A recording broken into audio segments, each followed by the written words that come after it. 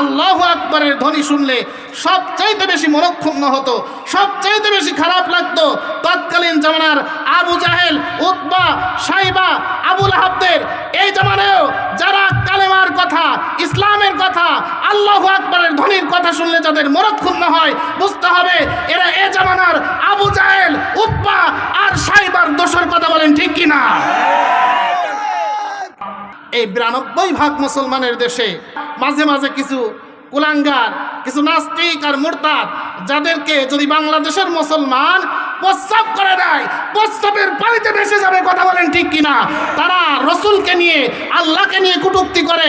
স্পষ্ট ভাষায় বলে দিতে চাই, এই বাংলাদেশ আর আগের বাংলাদেশ নয়, এটা নতুন প্রজন্মের বাংলাদেশ।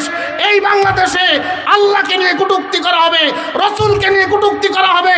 মুসলমান ঘরে বসে থাকবে না, প্রয়োজনে মার খাবে, জেলে যাবে, রক্ত দেবে, প্রয়োজনে জীবন দেবে, কিন্তু ঈমান দেবে না।